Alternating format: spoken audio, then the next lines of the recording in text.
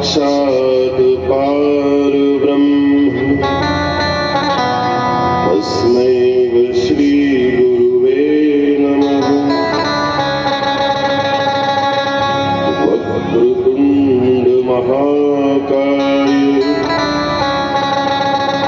सूर्यकोटि समप्रभ निर्विघ्नं कुरु मे देव सर्वकार्येषु सर्वदा।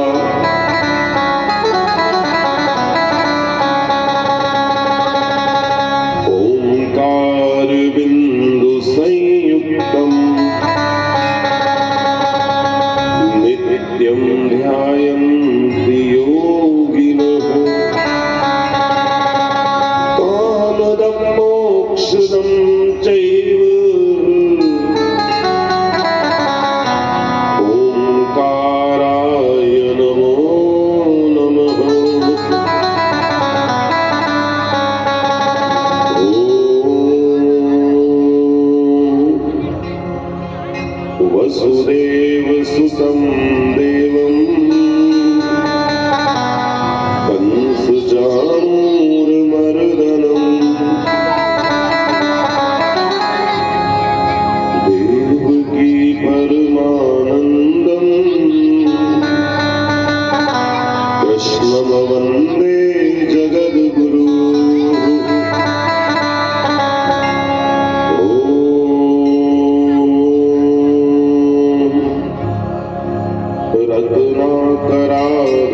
रत्नाकराधोत्पलाम् हिमालया किरीटिनीम् ब्रह्मराज ऋषिरत्नाढ्याम्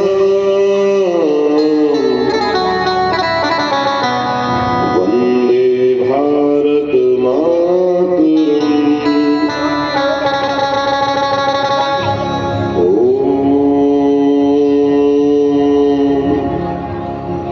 सहनावतु सहनो भुनक्तु सह वीर्यं करवावहै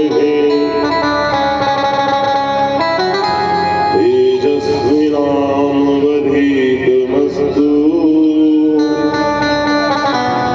मा विद्विषावहै।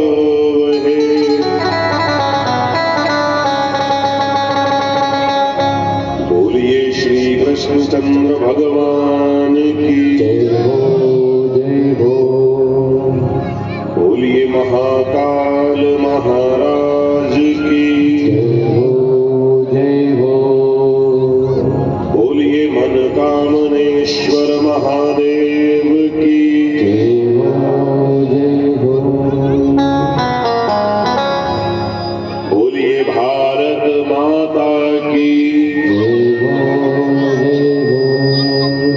जगदम्बे मैया की बोलिए समस्त देवी देवताओं की शिव नमः पार्वती पतये हर हर महादेव।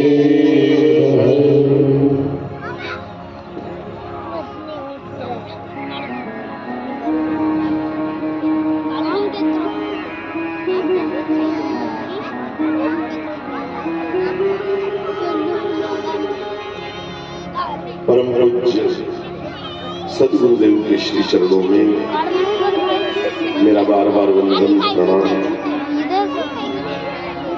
जो देवी देवता आपके गांव में विराजमान हैं उन सभी देवी देवताओं को भी व्यासपीठ से सादर प्रणाम करता हूँ। जो साधु संत भगत सन्यासी ब्राह्मण देवता आपके गांव में निवास करते हैं उनको भी व्यासपीठ से सादर प्रणाम करता हूँ। और अपने अमूल्य समय में से समय निकालकर जो हमारी माताएं बहनें, भाई बंधु जो बाहर गांव से कथा सुनने के लिए अम्बा में आए हैं, उनको भी सबको व्यासपीठ से सादर प्रणाम करता हूं। और आज गणतंत्र दिवस के राष्ट्रीय पर्व पर जो भी छोटे छोटे बेटे बेटियां, जो मेरे भाई बहन, जो बुजुर्ग यहाँ पधारे हैं, अम्बा गांव से और पीथमपुर से, आसपास से जो भी आए, उनको भी सबको व्यासपीठ से प्रणाम करते हुए आज की कथा का शुभारंभ करते हैं। बड़ा ही पावन दिन है आज, और विक्रम संवत 2081 चल रहा है। विक्रम संवत 2081 के माघ महीने के कृष्ण पक्ष की द्वादशी तिथि है, और ऐसे पावन अवसर पर रविवार की इस दोपहरी में आप सभी श्रीमद् भागवत कथा सुनने के लिए आए हैं। मैं श्री राम सेना और मेरे इष्ट देव भगवान श्री मनकामनेश्वर महादेव की ओर से आप सभी का स्वागत करता हूं। आइए, ऐसे अवसर बार बार नहीं मिलते। मेरे भाई बहन, शिव टेकरी मनकामनेश्वर महादेव के आंगन में आप सभी का बहुत बहुत स्वागत है। और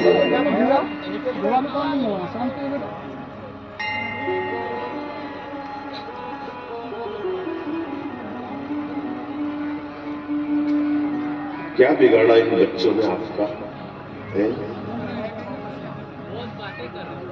ऐसा तो आप मेरी बात सुनो ना, इनकी क्यों सुनते? अगर आप इनको भगा दोगे तो ये केवल आपके बेटे बेटियां नहीं है, ये मेरे भारत का भविष्य है। और मेरी कथा इन्हीं के लिए है। आपको एक बात पता है, अगर किसी 80 साल के 90 साल के बुजुर्ग को मैं कथा सुनाऊंगा तो मेरी कथा कितने दिन चलेगी, कितने दिन और रहने वाला है वो। मैं 50 साल के 40 साल के व्यक्ति को मेरी कथा दूंगा तो वो कितने साल चलेगी, 50 साल 40 साल। लेकिन ये मेरा लंबा निवेश है, ये लॉन्ग टाइम इन्वेस्टमेंट है। अगर मैं बच्चों को कथा दूंगा तो वो 80-90 साल तक चलेगी और उनके अंदर रहेगी। इसलिए मेरी कथा के पहले श्रोता बच्चे ही होते हैं, चाहे वो मस्ती करे, चाहे वो चिल्ला चोट करे, कुछ भी करे।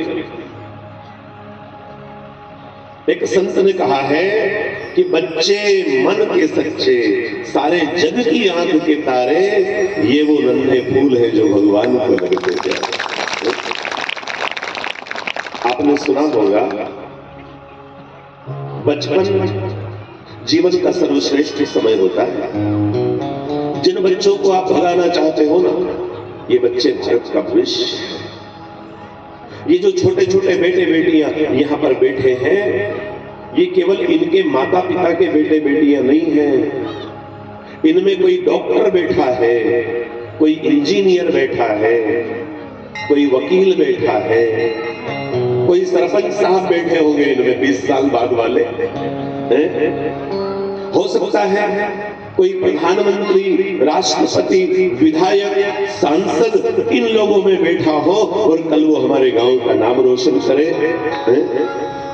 इसलिए इनको कथा में रहने दो, ताकि इनके अंदर अच्छे संस्कार आए। बोलेंगे, चालेंगे, कूदेंगे, गिरेंगे, मारेंगे, लड़ेंगे, लेकिन एक शब्द भी अगर कथा का कहीं इनके पल्ले पड़ गया और इनका जीवन भगवान से जुड़ गया तो कम से कम हमसे तो ये अच्छे ही निकलेंगे, इसमें कोई शक नहीं। यहाँ पर बैठे हुए सभी छोटे छोटे बच्चों को मैं व्यासपीठ से प्रणाम करता हूँ। आपके हृदय में जो परमात्मा है, प्यारे बच्चों, आपको पता है शास्त्रों में, पुराणों में और सामान्य किंवदंतियों में भी मैंने सुना है कि बच्चे भगवान का रूप होते हैं। बच्चे को क्या कहा गया है? बच्चे भगवान का रूप होते हैं। और बच्चों को, अच्छा एक बात आपको पता है, बच्चों को बच्चा क्यों कहा जाता है? बच्चा, बड़े को तो नहीं कहा जाता। बड़ी बड़ी मूछें हो गई, बड़े बड़े हाथ पांव मोटे ताजे, फिर तो बच्चे नहीं बोलते। बच्चों को बच्चा क्यों कहा जाता है? ये बड़े राज की बात है, ध्यान देना, बड़ा गंभीर विषय है ये। बच्चे को बच्चा इसलिए कहा जाता है क्योंकि वो बचा हुआ है, वो उलझा नहीं है 99 के फेर में। उसको मतलब नहीं है क्या राग द्वेष होता है, क्या काम वासनाएं होती है, क्या लोभ होता है, कैसे किसको निपटाना है, कैसे किसकी टांग खींचनी है, ऐसे कोई भी षड्यंत्र करना उसको नहीं आता। वो बचा हुआ है, इसीलिए वो बच्चा है। और कितना अच्छा हो हम सब बच्चे बन जाए। एक बचपन जिंदा रखिए अंदर, उम्र पर मत जाइए, पढ़ने दीजिए उम्र को मारिए लात और आप बन जाइए बच्चे। बच्चों का उम्र से कोई वास्ता नहीं है, ध्यान देना मेरे भाइयों बहनों, बच्चों का मन से वास्ता है। उम्र भले ही 55 की हो पर दिल बचपन का हो, दिल बच्चा।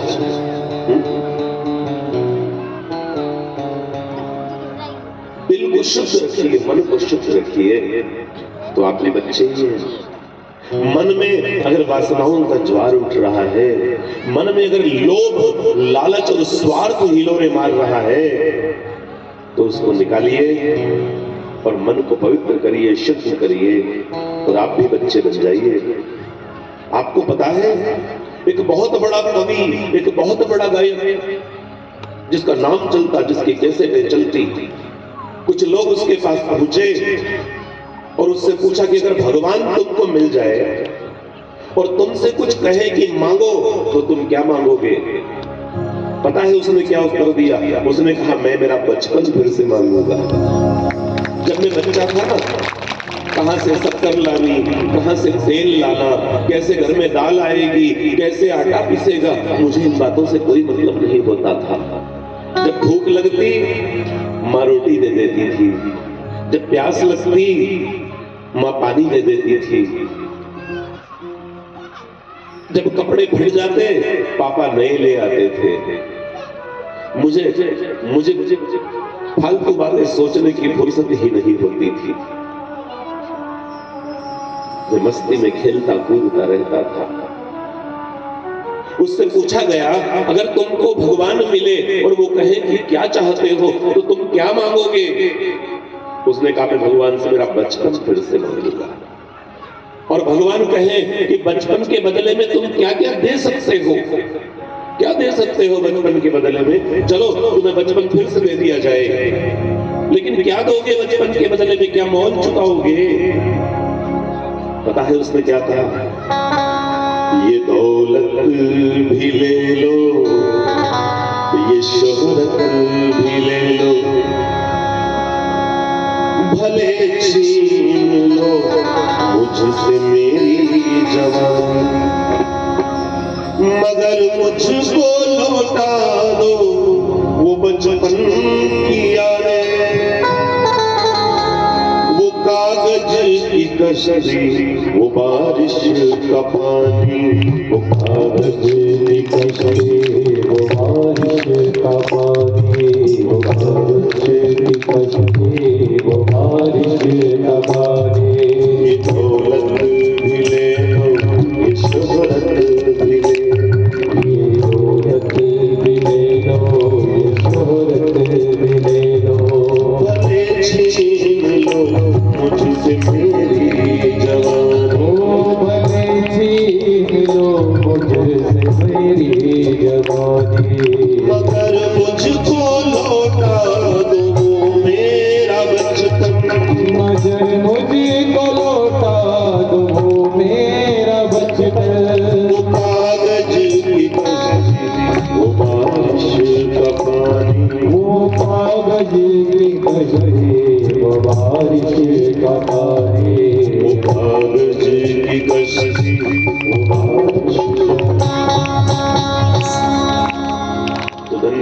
आपको, आप अगर इन लाडले बच्चों को नहीं डांटते तो इतनी बड़ी आप बात मुझे याद नहीं आती। एक बार बच्चों के लिए तालियों की सेवा दीजिए।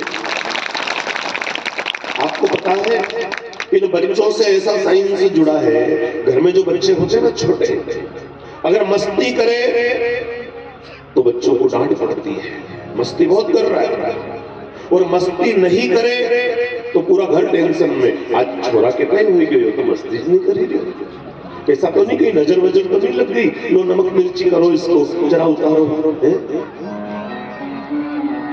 बच्चा मस्ती करे तो भी पीटे और नहीं करे तो भी पीटे,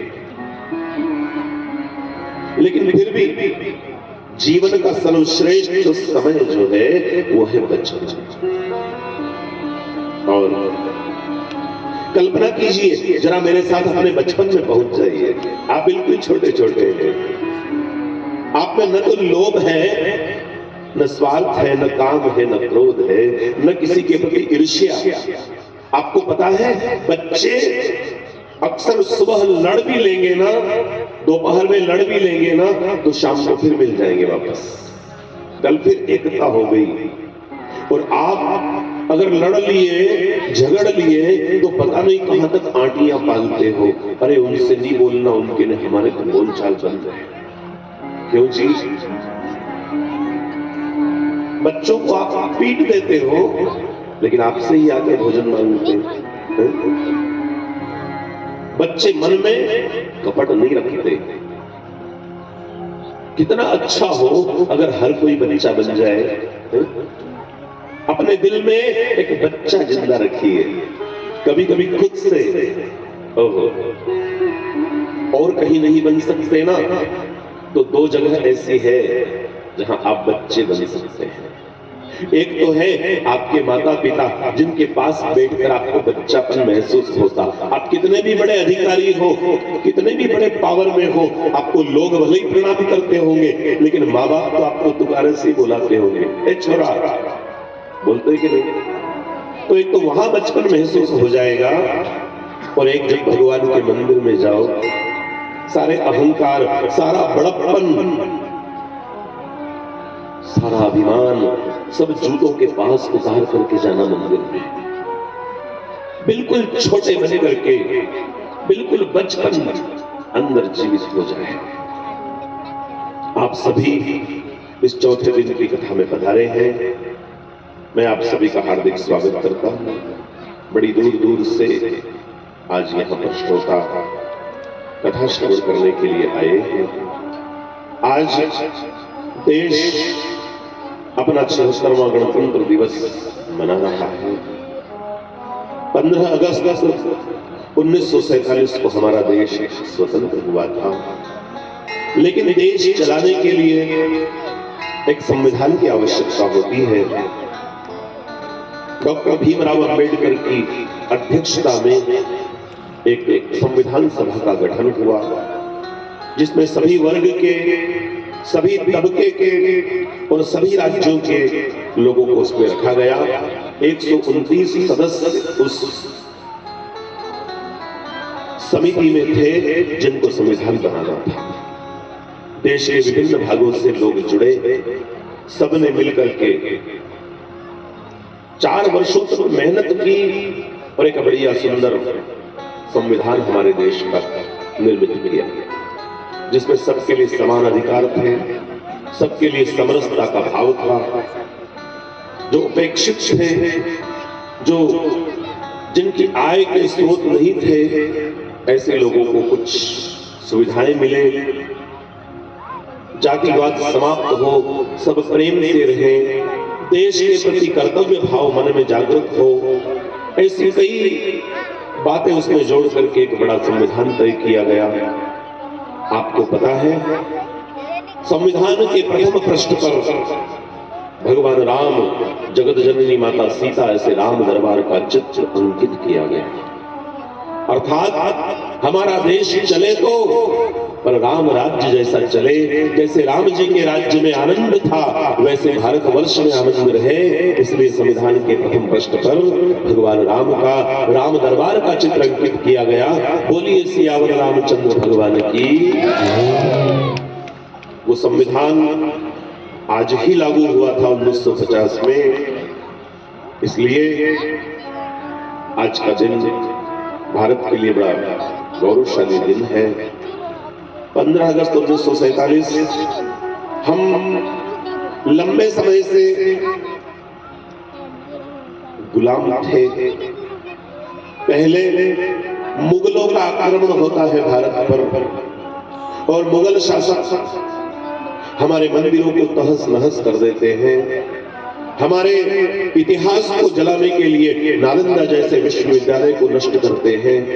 हमारी शिक्षण पद्धति को, हमारी आश्रम पद्धति को रोकते हैं। फिर आता है इंग्लैंड से ईसाई अंग्रेजों का दल भारत में व्यापार करने, लेकिन वो भी यहाँ पर आपस में लोगों को लड़ाकर यहाँ की सत्ता पर काबिज हो जाते हैं।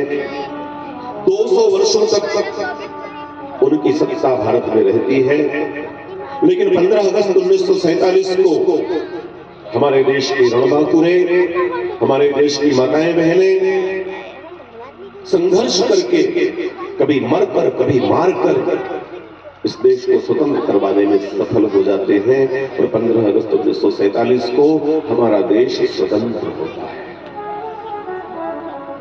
कई लोग अपने प्राणों की आहुतियां, ओहो, मंगल पांडे मेरठ से, लक्ष्मीबाई झांसी से, तात्या टोपे कानपुर से, भगत सिंह लाहौर से, खुदीराम बोस कलकत्ता से, महाराणा बख्तावर सिंह गंजेरा से, कंटिया मामा चोरल के जंगलों से, चारों दिशाओं से क्रांतिकारी उमड़ पड़ते हैं और क्रांति का शंख नाद होता है और आखिर अंग्रेजों को डर करके हमसे भागना पड़ता है। आपको पता है महारानी लक्ष्मीबाई की उम्र क्या रही होगी उस समय? 23 वर्ष। 23 साल की वो महिला दोनों हाथों में तलवार लेकर, मुंह में घोड़े की लगाम है और पीठ पर अपने पुत्र को बांधा है। घोड़े पर सवार होकर कूद पड़ी मुट्ठी भर सैनिक और अंग्रेजों की बड़ी सेना गाजर मूली की तरह अंग्रेजों को काटने लगी। जनरल ह्यूरोज उस सेना का कमांडर था जो अंग्रेजों की फौज उस समय झांसी को घेरने आई थी। उसने सोचा ये महिला पूरे देश को जगा देगी। जनरल ह्यूरोज ने कहा लक्ष्मीबाई तू तेरी झांसी ले ले। लक्ष्मीबाई ने कहा नहीं रे ह्यूरोज, मैं केवल झांसी के लिए नहीं, मैं पूरे देश के लिए लड़ रही हूं। ह्यूरोज बोला लक्ष्मीबाई तेरी उम्र ही क्या है, तू मर जाएगी। उसने कहा ह्यूरोज ये एक लक्ष्मीबाई भले ही लड़ते हुए मर जाए, लेकिन एक बात याद रखना, अगर ये लक्ष्मीबाई मर गई ना तो पूरे देश की माताएं बहनें घर घर से तलवारें लेकर निकलेगी और अंग्रेजों एक दिन तुमको भारत छोड़ करके जाना पड़ेगा। ये उद्घोषणा कब की थी उस महिला ने? आपको पता है 1857 में, सन 1857 में उसने घोषणा की थी अंग्रेजों मैं मर गई तो तुमको भारत छोड़कर भागना पड़ेगा। और आखिर 90 साल लगे उसके सपने को पूरा होने में। उस महिला ने सपना देखा था मेरा देश स्वतंत्र होगा, आखिर 90 साल लगे भले ही, लेकिन देश स्वतंत्र तो हुआ ना। और आप भी उस महिला को अच्छे से जानते हो, मुझे पता है आप सबने सुन रखा है कि बुंदेले हर बोलों के मुंह हमने सुनी कहानी थी, चमक थी सन 57 में वो तलवार पुरानी थी, दूर फिरंगी को करने करने की उसने मन में ठानी थी और खूब लड़ी मर्दानी वो तो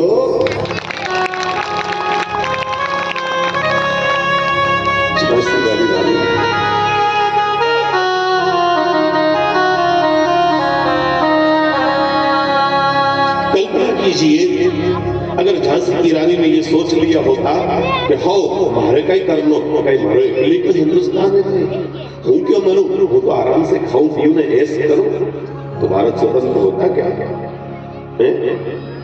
कितने ही चढ़ गए फांसी पर, कितनों ने गोलियां खाई थी, क्यों झूठ बोलते हो साहब के चरखे से आजादी आई थी।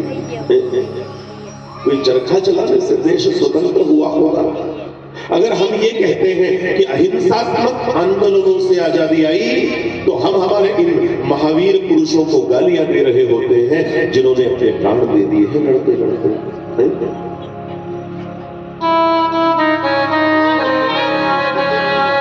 चंद्रशेखर आजाद, ये चित्र लगा है इधर, हमारे राम सेना के इन सभी कार्यकर्ताओं को मैं प्रणाम करता हूं कि जिन्होंने देश पर बलिदान होने वाले सारे वीर पुरुषों के चित्रों की यहाँ प्रदर्शनी लगा रखी है। ये केवल फोटो नहीं है, ये देव तुल्य चित्र टंगे हैं सारे।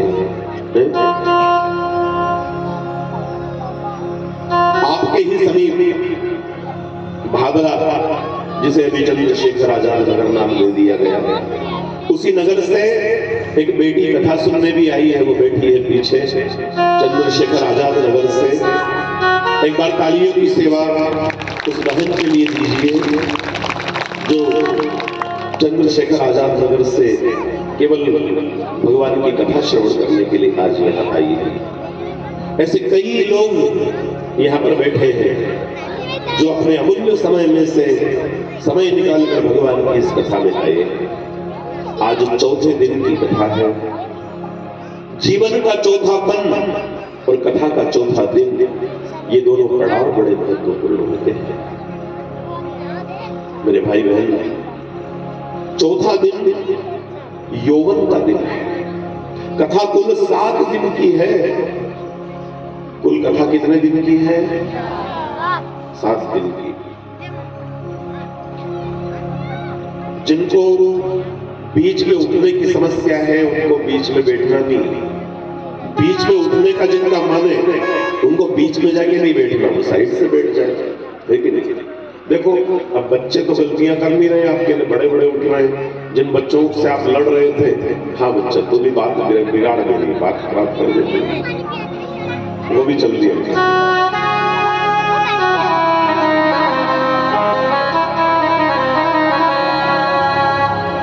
आपको मेरी भाषा समझ में आ रही है? मैं बोलता हूं तो आपको समझ में आता है कि बोलो नहीं? तो नहीं, कई बार क्या होता है कि भाषा समझ में नहीं आती। हालांकि मैं तो आपकी कथा ही आपको सुना रहा हूं। ये जो कथा है ये मैंने लिखी नहीं है, मैं तो केवल पढ़ रहा हूं। ये तो आपके ही पूर्वजों ने लिखी है। रामायण लिखने वाले वाल्मीकि जी थे, भागवत वेद व्यास जी ने लिखी है। वो मछुआरे की कन्या थी मत्स्यगंधा, पाराशर जी और मत्स्यगंधा के घर में उत्पन्न हुए थे वेद व्यास जी, और उन्होंने भागवत लिखी। कहां भेदभाव करते हैं? नहीं तो हम कह देते भाई ये तो अस्पृश्य व्यक्ति की लिखी हुई पुस्तक है, हम तो अपने वेद की ही कथा करें, वेद ब्रह्मा जी ने लिखे। लेकिन वेद की कथा हो, यहां तो हम पुराणों की कथा कर रहे हैं। और आप समझो या ना समझो, लेकिन आप आकर के बैठे हो ना, इतने में ही काम हो गया। एक बहुत सुंदर घटना मुझे याद आ रही है। एक गांव में एक अंधा व्यक्ति रहता था। आंधो मतलब उसको आंख से दिखता नहीं था, समझ रहे हो ना? तो वो जो अंधा व्यक्ति था ना, उसने सुना कि आज मंदिर में बहुत अच्छा श्रृंगार किया, पूरा मंदिर सजाया गया है और भगवान को भी बड़ा अच्छा श्रृंगार कराया है, और ऐसे मंदिर में आज उत्सव मन रहा है। तो उसने सोचा कि मैं भी मंदिर जाऊंगा। अब उसको दिखे तो है नहीं, तो चाहे इधर टकरा भी जाए बेचारा, छड़ी का सहारा लेते हुए इधर से उधर। लोग पूछते, मजाक भी उड़ाते उसकी, क्यों रे हमें कहाँ जा रहा है? वो बोलता मैं मंदिर में जा रहा हूं। अरे तो तेरे को दिखता तो है नहीं, आंधा तो है तू, मैं काहे को जा रहा मंदिर में? वो उनसे बहस नहीं करता। जो आपको समझ नहीं पा रहे हो ना, अनावश्यक प्रश्न कर रहे हो ना, आपको उनके सामने बहस करनी भी नहीं चाहिए। इतनी अकल तो संदेह में भी थी। वो बहस नहीं करता, कोई प्रश्न करे करता रहे, मुझे जाना है मंदिर। जैसे तैसे गिरते पड़ते मंदिर पहुंचा। मंदिर का जो पुजारी है ना, वो द्वार पर खड़ा था। अब ये अंधा सीढ़ियां चढ़ने लगा तो उनपे फर्श वर्ष अच्छा चिकना लग चुका था, तो ये बेचारा फिसल पड़ा, ये नीचे गिर गया, इसको समझ नहीं। जैसे तैसे फिर उठा, फिर सीढ़ियां चढ़ने लगा। और ऐसा प्रसंग आता है कि ये फिर से सीढ़ियां चढ़ते हुए गिर पड़ा, तो पुजारी को हंसी आ गई। पुजारी ने कहा, क्यों रे अंधे, जब तेरे को दिखता नहीं है, तू आंधा है, तो तू मंदिर में क्यों आ रहा है? क्या काम है ये तेरे को? नीचे ही रहता। अंधा बोला, कौन? पुजारी जी। पुजारी ने कहा, हाँ पुजारी जी। अंधा रो पड़ा। उसने कहा, पूरे गांव के लोग मुझे चाहे जो बोलते रहे, मैंने कोई उत्तर नहीं दिया, लेकिन आप भगवान की सेवा में हो, तो आप भी मुझे, आप तो ज्यादा समीप हो उसके। पुजारी को अपनी गलती का एहसास हुआ। उन्होंने ठीक, हाँ हाँ क्षमा चाहता हूं, पर मेरा अभिप्राय यह था कि आप अंधे हो, दिखता नहीं है, तो गिर पड़ोगे, क्यों आए यहां पर? पुजारी ने कहा, आपको आना नहीं चाहिए था। अंधा बोला, मैंने सुना कि आज भगवान बड़े अच्छे श्रृंगार किया है तुमने। तो पुजारी बोला, हाँ किया है, लेकिन तुम अंधे हो ना, तुमको थोड़ी ना दिखता है।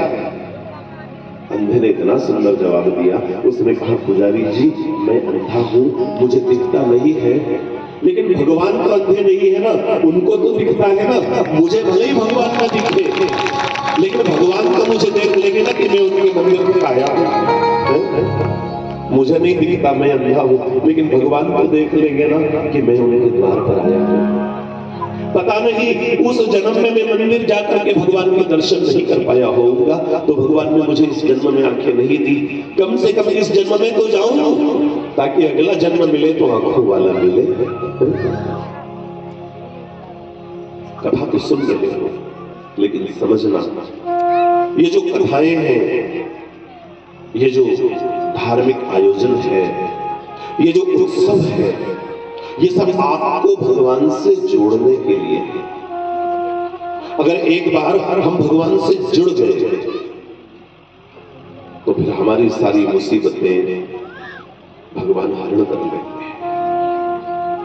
सबसे रिश्ते जोड़ते हो ना, वहां व्यवहार किया, वहां रिश्ता जोड़ा, उनसे राखी तागा, उनसे ये ऐसे सब दूर करते हो ना, एक रिश्ता भगवान से भी जोड़ना, मंदिर वाले से भी जुड़ना।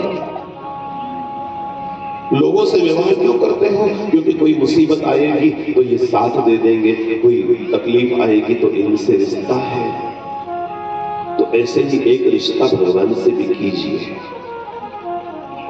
भगवान से भी जुड़िए। जरूरी नहीं कि आप उनको क्या मानोगे, कोई भी नाम दे दो, लेकिन जुड़ो। त्वमेव माता च पिता त्वमेव, या तो भगवान को मां मान लो, भगवान तुम मेरी मां जैसे हो जाओ, मैं जो मांगू वो दे दो। मां जैसा प्यार तो कोई कर नहीं सकता। खुद गीले में सोकर हम तो सूखे में सुलाए हैं।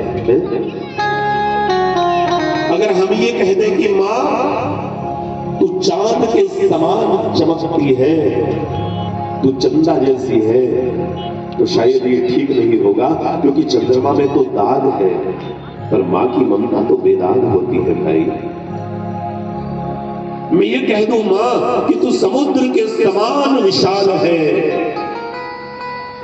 तो भी शायद ठीक नहीं रहेगा, क्योंकि समुद्र का पानी तो खारा होता है, पर तेरा दूध वो तो अमृत के समान मीठा है मां।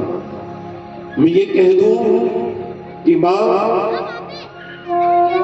तू देवी है, देवी तो भी कम पड़ जाएगा, क्योंकि देवी तो सिर्फ वरदान दे सकती है, पर मां तूने तो मुझे जीवन दान दिया है, तू तो देवी से भी बढ़ जाएगा। ब्रह्मा उत्पन्न कर सकते हैं, विष्णु पालन कर सकते हैं और शिव उद्धार करते हैं, लेकिन ये तीनों देवता तुझ में समा गए मां। तू उत्पन्न भी करती है, पालन भी करती है और उद्धार भी करती है, इसलिए तेरी तो महिमा में गा ही नहीं सकता। भगवान को मां मान लो तो सबसे बढ़िया। त्वमेव माता, और मां मानने में अगर कुछ हर्ज हो तो पिता मान सकते हैं।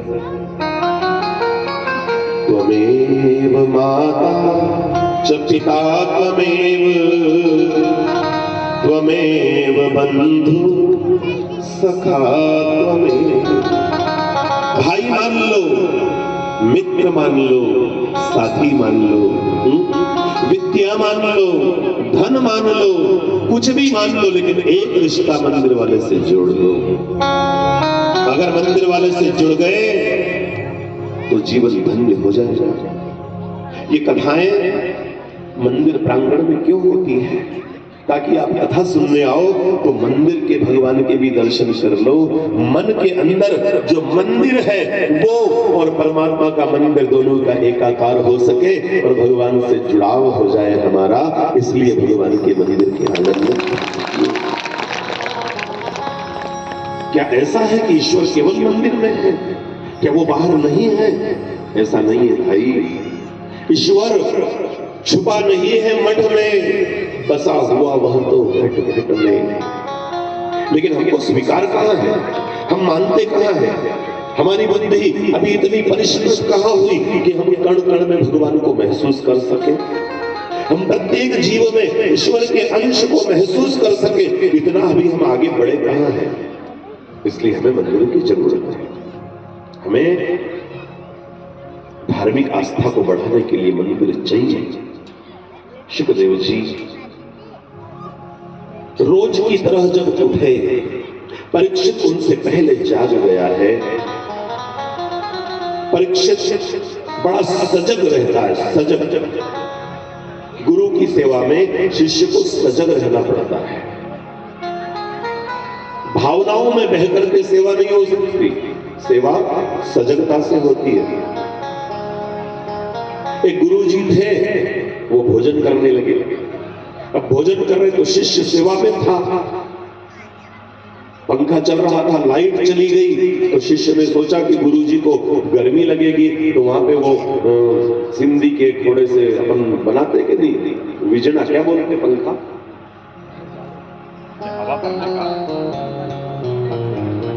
पत्ते का पंखा नहीं बनाते, बोलो नहीं।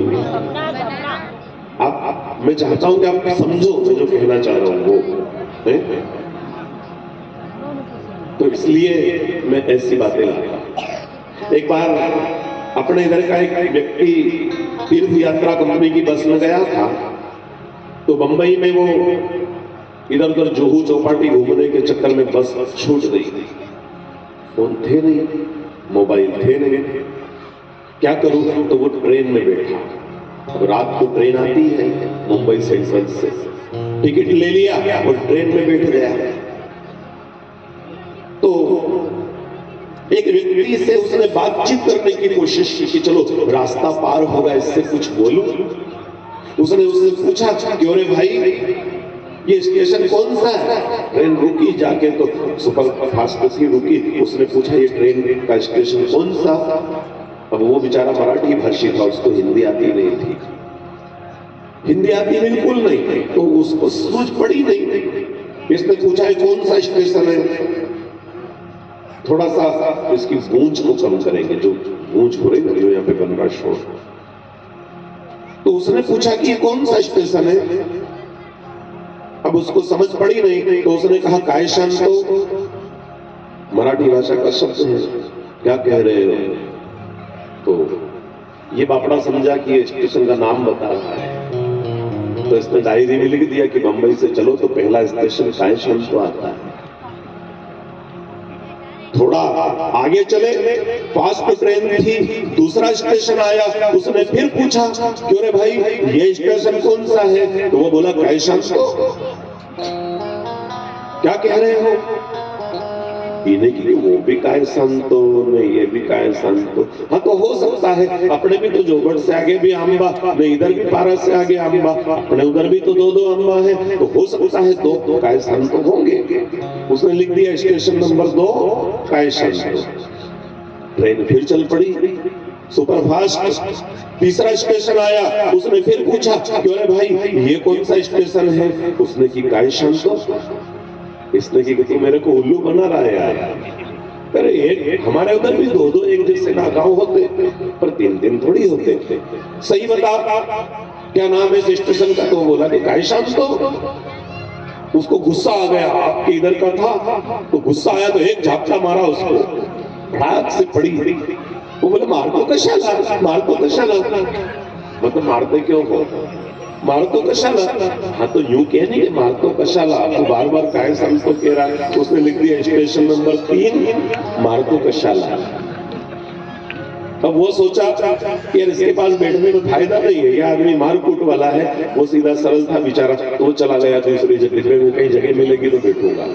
इसने कहा कोई बात नहीं, गांव जाऊंगा तो लोगों को बताऊंगा कि बंबई से चलते हैं तो 3 स्टेशन आते हैं, 2 तो काय शांतो और 1 मारतो कशाला। बाकी नहीं भी याद रहे तो कोई बात नहीं, 3 स्टेशन तो याद हुए ना। तो कहने वाला कहता क्या है और समझने वाला समझ क्या ले, कहीं ऐसी गड़बड़ न हो जाए, इसलिए मैं आप लोगों से बीच बीच में पूछ लिया करता हूं, आप अन्यथा मत लेना। मैं कोई आपकी बौद्धिक क्षमता पर संदेह नहीं करता, मैं अपनी क्षमता पर संदेह करता हूं कि मैं आपको ठीक से समझा पा रहा हूं कि नहीं, इसलिए बार बार मुझे टटोलने के लिए आपसे पूछता हूं, और कोई अन्यथा मत लेना। तो वो जो सेवक था ना, सेवा कर रहा, उसके पास पत्ते वाला पंखा था।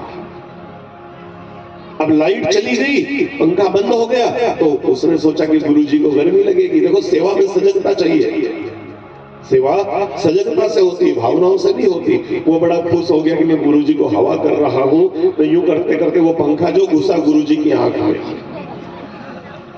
तो आज तक भी तुम्हारे सक्करखेड़ी वाले गुरुजी की ये आंख ठीक नहीं हुई, समझे कि नहीं? अरे भाई मेरे लिए हवा कर रहा था वो, जो घुसाया इधर से पंखा, यूं करते करते ये मैंने कहा काई करे दादा।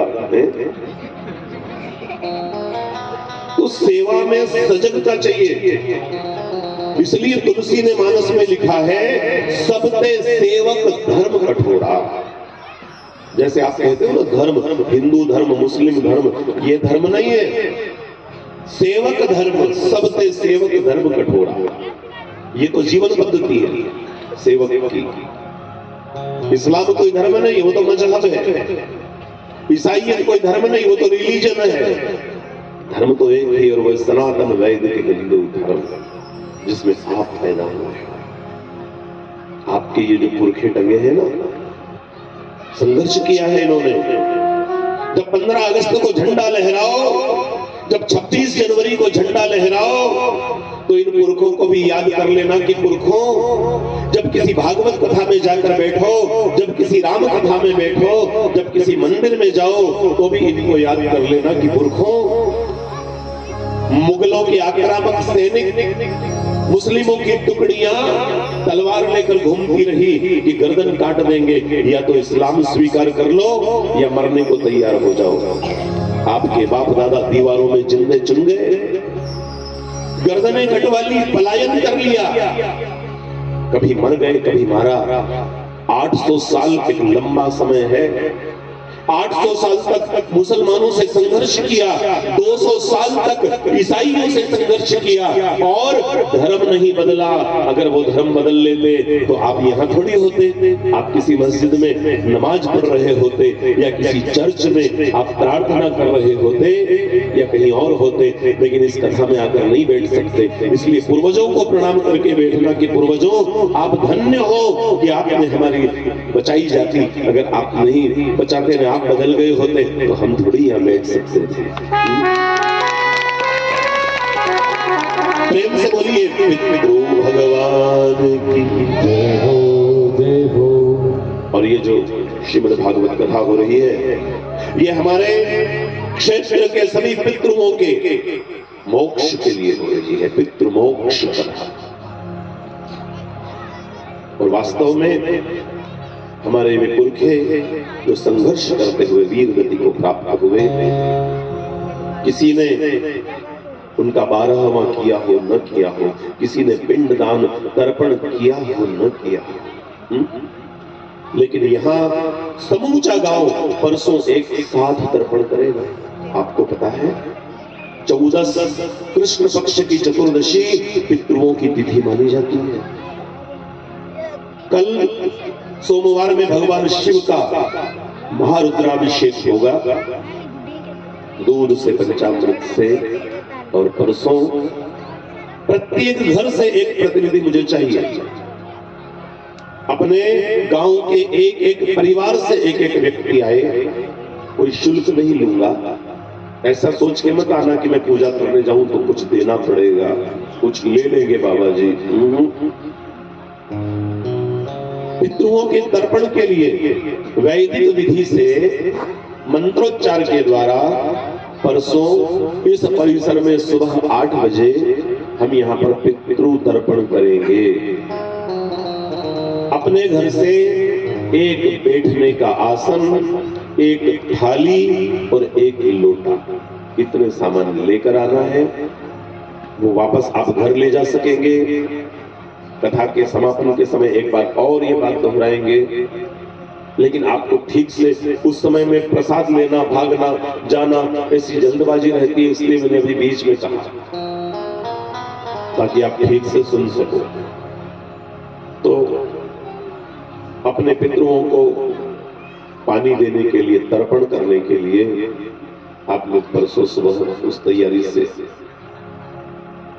ठीक है, सुबह 9 बजे आपको यहाँ पहुंच जाना है। 9 बजे तर्पण होगा, 10 बजे से फिर जो नियमित आपके यजमान रहते हैं, वो जो तर्पण वाले लोग हैं उनको यजमान नहीं माना जाए।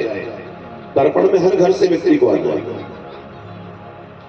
लेकिन जो आपके नियम के अनुसार राम सेना ने, श्री राम सेना ने तय किए हैं यजमान, जो पूजा में आ रहे हैं, जो षोडश मातृका, चतुर्षष्ठी योगिनी, नवग्रह भगवान, नवदुर्गा और सर्वतोभद्र, रुद्रतोभद्र का जो पूजन कर रहे हैं, वो उससे अलग है। उनको उसी समय पर आना है और उनको लगता है कि तर्पण में हमें ही बैठना है या परिवार से कोई व्यक्ति बैठे तो भी चलेगा।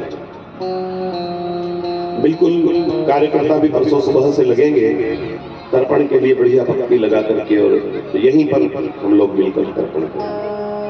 ठीक है। इस विषय में कोई और जानकारी अगर चाहिएगी आपको तो आचार्य जी से, पंडित अर्पित जी जोशी से आप पूछ सकते हैं। प्रेम से बोलिए पितृ भगवान की जय हो, जय हो। और बड़ा सुंदर अवसर है। शुकदेव जी महाराज परीक्षित से कहते हैं, परीक्षित जल्दी संध्या वंदन करो और कथा पांडाल की सफाई करो, झाड़ू बुहारा लगाओ, लोग आएंगे, रास्ते में कहीं पर पत्थर पड़े हैं। परीक्षित संध्या वंदन छोड़ देता है। संध्या बाद में गुरु आज्ञा सब साहिब सेवा। गुरुजी ने कहा पांडाल साफ करना, तो मेरे लिए यही संध्या है। तुमने पूजन नहीं, गुरुजी आपने जो आदेश किया वही तो पूजन है। लेकर के झाड़ू, और इंद्रप्रस्थ का जो शासक रहा है भारत का जो सम्राट रहा है वो परीक्षित हाथ में झाड़ू लेकर के और पांडाल में झाड़ू लगा रहा है। और जब सुखदेव जी कथा पांडाल में पहुंचे, बड़े आनंद से डूब करके परीक्षित अपने गुरु का वंदन करता है, पूजन करता है। गुरुदेव मंच पर विराजमान होते हैं। पांडाल कैसा, मंच कैसा, सुनोगे तो हंसी आएगी। पांडाल मतलब बड़ का एक पेड़ है, बड़ा विशाल वट वृक्ष। वो वृक्ष अभी भी है, शुकताल उस स्थान का नाम है। उत्तर प्रदेश में गंगा के किनारे हरिद्वार से दक्षिण में वो जो स्थान है शुकताल, बड़ा सा वट वृक्ष, बहुत विशाल बड़। मुझे भी उसके नीचे बैठकर कथा कहने का सौभाग्य मिला है। तो वो जो विशाल वट वृक्ष है वो तो पांडाल, और मंच आसपास के भाटे उठा उठा करके जमा के रख दिए और उन पर घास रख दी, चारा रख दिया, वो मंच। और पत्ते टूट कर गिर जाते, उनकी सफाई करना, ये पांडाल की सफाई। गुरुदेव जब आकर के मंच पर बैठे हैं, परीक्षित अपने गुरु से निवेदन कर रहा है, गुरुदेव मेरे जीवन के थोड़े से दिन और बचे हैं। मैं अपने जीवन को सभी रंगों में रंगा कर देख चुका हूं। मैं पत्नी के रंग में भी रंगाया, मैं पुत्र के रंग में भी रंगाया, मान सम्मान, पद प्रतिष्ठा, वैभव, विलासिता, सबके रंग में रंगा कर देख चुका हूं गुरुदेव। लेकिन एक रंग अभी बाकी रहा है, उस रंग में मैं नहीं रंगाया गुरुदेव। वो रंग है सत्संग का रंग। इससे पहले कि मेरे प्राण निकले, आप उस सत्संग के रंग में मेरे जीवन को रंग दो गुरुदेव। अब सत्संग में गुरुदेव चुनर मोरी रंग डालो। अब सत्संग में गुरुदेव चुनर मोरी रंग डालो। अब सत्संग में गुरुदेव चुनर मोरी रंग डालो। अब सत्संग में गुरुदेव चुनर मोरी रंग डालो। रंग डालो गुरुजी, रंग डालो, रंग डालो गुरुजी, रंग डालो। बड़ा सरल गाता हूँ, आप भी मेरे साथ साथ गाइए। रंग डालो गुरुजी, रंग डालो, रंग डालो गुरुजी, रंग डालो।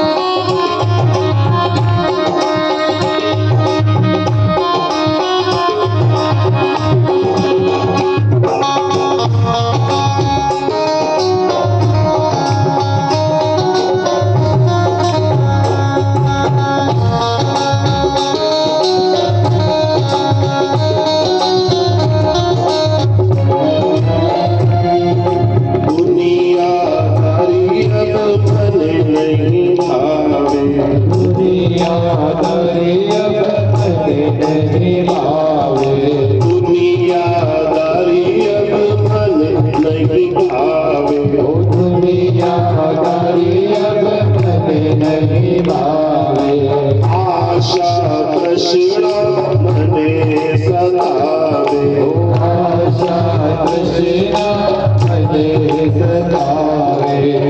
सत्संग में गुरुदेव चुनर मोरी रंग डालो। सत्संग में गुरुदेव चुनर मोरी रंग डालो। दाता दयालु ओ गुरुदेवा, दाता दयालु ओ गुरुदेवा, करे हमेशा आपकी सेवा। करे हमेशा आपकी सेवा। सत्संग में गुरुदेव चुनर मोरी रंग डालो। सत्संग में गुरुदेव चुनर मोरी रंग डालो।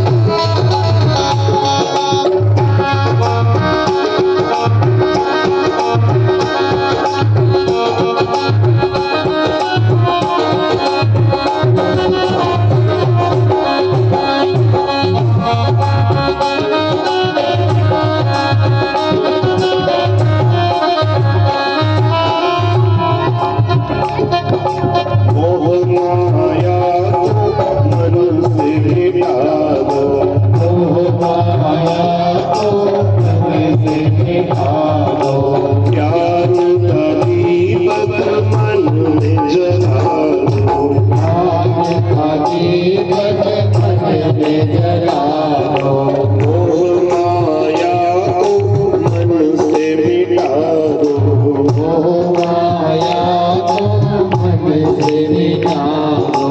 ज्ञान का दीपक मन में जला दो। ज्ञान का दीपक मन में जला दो। अपने रंग में गुरुदेव चुनर मोरी रंग डालो। अपने रंग में गुरुदेव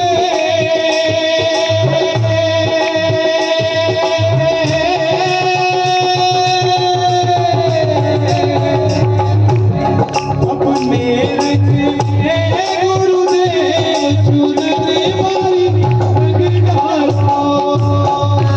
अब सत्संग में गुरुदेव चुनर मोरी रंग